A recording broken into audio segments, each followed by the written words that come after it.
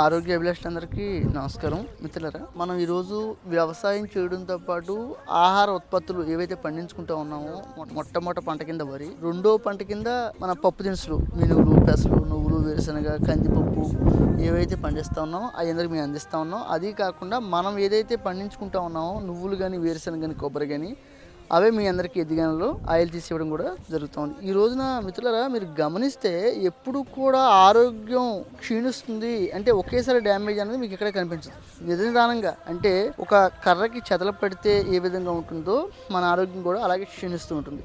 మనం ఏ స్టేజ్లో ఉన్నామని ఆలోచించాలి. ఇప్పటికే కొంతమంది మిత్రులు దేశవాళీ విత్తనాలు పండించుకుని వారి ఇంటి మందం కోసం చేసుకుంటున్నారు. ఆ పర్సంటేజ్ చెప్పాను మీకు, 1000లో 2 మాత్రమే ఉన్నారు. మనం ఏ స్టేజ్లో ఉన్నాము అంటే, మనకి నిజమైన ఆస్తి అంటే స్థిరాస్తులు ఉంటే ఉండొచ్చు, కానీ మన పిల్లలు కూడా నిజమైన ఆస్తి అని మనం గమనించుకుంటూ ఉంటాం. ఈ రోజున వాళ్ళు ఆరోగ్యంగా ఏ పొజిషన్లో ఉన్నారు కూడా మనం ఆలోచించాలి.